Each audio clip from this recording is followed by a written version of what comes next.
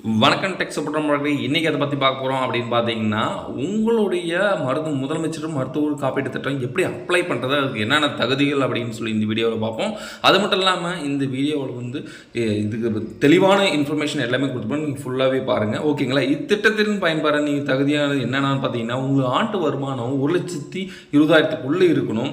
அப்படி இருந்தால் மட்டும்தான் உங்களுக்கு தகுதியாக இருக்கும். அதுக்கு நீங்கள் என்ன பண்ணணும் அப்படின்னா, அந்த ஆண்டு வருமானத்திற்கான சான்றிதழ் உங்கள் நியர்பை இருக்கிற விஓஓ ஆஃபீஸில் போயிட்டு அந்த கிராம நிர்வாக அலுவலர்கிட்ட நீங்கள் ஒரு அப்ளிகேஷன் இருக்கும், அதை ஃபில் பண்ணி கொடுத்தீங்கன்னா அவர் செக் பண்ணிவிட்டு சைன் பண்ணி கொடுத்துருவார்.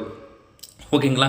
இதுக்கு நீங்கள் எடுத்துகிட்டு போகிறது எங்கெங்கே எடுத்துகிட்டு போகணும்னு பார்த்தீங்கன்னா, உங்கள் குடும்ப அட்டையும் உங்கள் ஆதார் அட்டையும் எடுத்துகிட்டு போயிட்டு, அதாவது உங்களுடைய ஆதார் அட்டை உங்கள் குடும்ப அட்டை மட்டும் இருந்தால் போதும். உங்கள் ஃபேமிலியோடு இருக்கிற எல்லாருடைய ஆதார் அட்டை குடும்ப அட்டை எடுத்துகிட்டு போகணும்னு அவசியம் இல்லை. யார் குடும்ப தலைவரோ தலைவியோ யார் இருக்காங்களோ இல்லை அவங்க தான் போகணும் இல்லை, அந்த குடும்பத்தில் உறுப்பினர் யாராவது ஒருத்தர் போனாங்கன்னா அவங்களுடைய அதை எடுத்துகிட்டு போகணும். சரிங்களா? இப்போது குடும்ப அட்டையோ இல்லை ஆதார் கார்டோ நீங்கள் எடுத்துகிட்டு போயிட்டு மாவட்ட ஆட்சியர் அலுவலகத்தில், அதாவது கலெக்டர் ஆஃபீஸில் பார்த்தீங்கன்னா அட்டை வழங்கும் மையம் ஒன்று இருக்கும். அந்த மையத்தில் போயிட்டு நீங்கள் கொடுத்தீங்கன்னா வச்சுக்கோங்களேன், அவங்க அப்ளை பண்ணி கொடுத்துருவாங்க. அது தகுதிகள் என்னென்ன அப்படின்னு பார்த்தீங்கன்னா, தகுதியுடைய நபரின் சட்டப்பூர்வமான மனைவி கணவனாக இருக்க வேண்டும் சொல்லியிருக்காங்க. அதுவும் இல்லாமல் தகுதியுடைய நபரின் குழந்தைகளாக இருக்கணும், தகுதியுடைய நபரை சார்ந்த பெற்றோர்களாக இருக்கணும். இதெல்லாம் பார்த்தீங்கன்னா இவங்க, அதாவது அப்பா அம்மா இருக்காங்க இல்லை பசங்க இருக்காங்க அப்படின்னா அந்த குடும்ப அட்டையில் அவங்க நேம் இருந்தால் மட்டும்தான் அது எலிஜிபிள். நீங்கள் குடும்ப அட்டையை எத்தனை பேர் நீங்கள் ஆட் பண்ணுறவங்களோ அத்தனை பேருக்கும் எலிஜிபிள் அந்த முதலமைச்சரின் மருத்துவ காப்பீடு திட்ட அட்டை. சரிங்களா? உங்களுக்கு ஏதாவது டவுட்ஸ் இருந்தால் கமெண்ட் செக்ஷன் கமெண்ட் பண்ணுங்கள், ஓகேங்களா?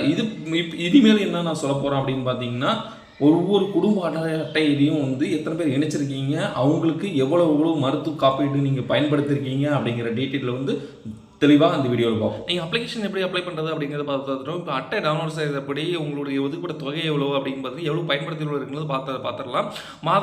எந்தெந்த மாதம் பயன்படுத்திருக்குன்னு பார்த்துடலாம். சரிங்களா? ஃபஸ்ட்டு நீங்கள் என்ன பண்ணுறீங்கன்னு பார்த்தீங்கன்னா, கூகுள் சர்ச்சில் போய்க்கோங்க. அங்கே தமிழ்நாடு ஹெல்த் கார்டு டவுன்லோடுன்னு போட்டிருக்கோம், அதை நீங்கள் கிளிக் பண்ணிக்கோங்க. Chief minister comprehensive health insurance scheme போட்டிருக்கீங்களா, அதை நீங்கள் கிளிக் பண்ணிங்கன்னா இன்னொரு பேஜ் ஓப்பன் ஆகும். இதில் பார்த்தீங்கன்னா ரெண்டாவது ஆப்ஷன், ஃபஸ்ட்டு மெனு இருக்கும், ரெண்டாவது என்ரோல்மெண்ட் இருக்கும். நான் இதை மொபைலில் தான் யூஸ் பண்ணுறேன். நீங்கள் என்ன பண்ணுறீங்கன்னு பார்த்தீங்கன்னா, இங்கே என்ரோல்மெண்ட் அப்படின்னு சொல்லிட்டு ஒரு ஆப்ஷன் காட்டுதில்லை, அது கிளிக் பண்ணிக்கோங்க. இது கிளிக் பண்ணிங்கன்னா இப்போ 6th இடத்துல பார்த்தீங்கன்னா மெம்பர் சர்ச் இ கார்டு அப்படின்னு சொல்லி இருக்கும் பாருங்கள்.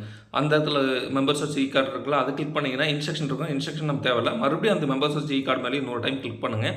அப்படி கிளிக் பண்ணிங்கன்னா ஒரு பேஜ் ஓப்பன் ஆகும். இதில் யூஆர்என்ங்கிறது உங்களுடைய அப்ளிகேஷனுடைய நம்பர், அதாவது உங்களுடைய காப்பீடு திட்ட அட்டையோட நம்பர், ரெண்டாவது ரேஷன் கார்டு நம்பர், உங்கள் பெனிஃபிஷரி நேம் யார் பேரில் அப்ளை பண்ணுறீங்க அவங்க நேம் ஜென்ரல் போட்டுக்கோங்க, மொபைல் நம்பர், டிஸ்ட்ரிக்ட் அதெல்லாம் போட்டிருப்பாங்க. இதில் தேவையில்லாத எதுவுமே ஃபில் பண்ண தேவையில்லை. உங்களுக்கு முக்கியமானது ரேஷன் கார்டு நம்பரும் மொபைல் நம்பரும், இல்லைனா யூஆர்என் நம்பர். இதில் மூணில் ஏதாவது ஒன்று கொடுத்து சர்ச் பண்ணிங்களா வந்துடும். நான் மொபைல் நம்பர் மட்டுமே கொடுத்து நான் சர்ச் பண்ணுறேன். சர்ச் பண்ண மூலமாக நான் அப்ளிகேஷன் போட்டிருந்தது எனக்கு ஷோ ஆகும்.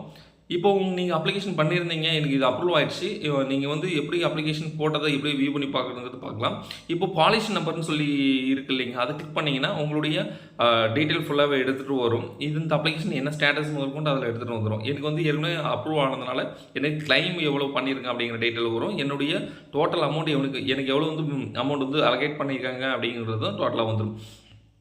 இப்போ என்னோடய டீட்டெயில் டோட்டலாகவே எடுத்துகிட்டு வந்துடுச்சு. கீழே பார்த்தீங்கன்னா எனக்கு பாலிசி அஷ்யூர்டு 5 lakh அஷ்யூர் பண்ணியிருக்காங்க. இது பார்த்தீங்கன்னா என் ரேஷன் கார்டில் இருக்கிற எல்லாத்துக்கும் இது அப்ளிகபிள் ஆகும்.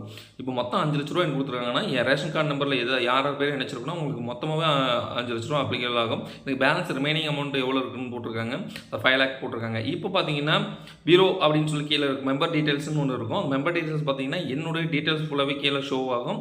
அது மட்டும் இல்லாமல் பார்த்தீங்கன்னா ப்ரியூஸ் அப்படின்னு சொல்லிட்டு ஒன்று இருக்கும். அதை நீங்கள் கிளிக் பண்ணிங்கன்னா இதுக்கு முன்னாடி எத்தனை முறை நீங்கள் அப்ளிகேஷன் போட்டிருக்கீங்க, எத்தனை முறை ரிஜெக்ட் ஆகிருக்கு, அதாவது அப்ளிகேஷனுங்கிறது நீங்கள் எம்ஆர்ஐ ஸ்கேனோ இல்லை சிடி ஸ்கேனோ நீங்கள் ஹாஸ்பிட்டல் பண்ணுறீங்கன்னா அங்கே நீங்கள் ரெஜிஸ்டர் கொடுத்துருப்பீங்க, எனக்கு ஃப்ரீயாக பண்ணி கொடுங்க அப்படின்னு சொல்லிட்டு. அதுக்கு ஃப்ரீயாக பண்ணுறதுக்கு தான் எத்தனை முறை அப்ளிகேஷன் நீங்கள் போகிறீங்களோ அந்த அப்ளிகேஷன் டீட்டெயிலாம் இங்கே எடுத்துகிட்டு வரும். இப்போ நான் கிளிக் பண்ணுறேன். ஃபஸ்ட் முறை நான் அப்ளை பண்ணேன், அப்போ எனக்கு டிக்ளைன் ஆகிடுச்சு, எனக்கு அப்ளிகேஷன் ஆகலை. அப்புறம் அப்போ நான் 3500 அமௌண்ட் கட்டி தான் நான் பண்ணேன். இப்போ ரெண்டாவது டைம் நான் பண்ணுறது பார்த்தீங்கன்னா 3500 எனக்கு அப்ரூவ்டு ஆயிடுச்சு. ஸ்கேன் பண்ணுறது, எம்ஆர்ஐ ஸ்கேன் பண்ணுறது என் ஒய்ஃப் பேரில் பண்ணியிருந்தேன்.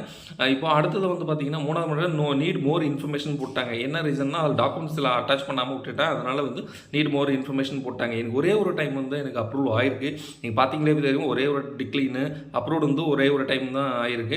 ஏன்னா டேட்டு டைமுங்கள ரைட் சைடில் கொடுத்துருப்பாங்க, பார்த்துக்கோங்க. இப்படி இப்போ என்ன பண்ணுறோம் அப்படின்னு பார்த்தீங்கன்னா, கார்டு டவுன்லோட் பண்ணுறது எப்படி அப்படின்னு நம்ம சொல்லி பார்ப்போம். இப்போ நீங்கள் என்ன பண்ணுறீங்க, மேலே ஸ்க்ரோல் பண்ணிங்கன்னா ஜென்ரேட் கார்டு ரைட் சைட் கார்னரில் ஒன்று காட்டுது பார்த்தீங்களா? நீங்கள் அதை கிளிக் பண்ணிங்கன்னா உங்களுடைய முதலமைச்சரின் விரிவான காப்பீட்டு திட்ட அட்டை வந்து உங்களுக்கு இதில் தெரியும். நீங்கள் அப்படியே டவுன்லோட் பண்ணி வச்சுக்கலாம், இல்லை பிரிண்ட் அவுட் போட்டு வச்சுக்கலாம்.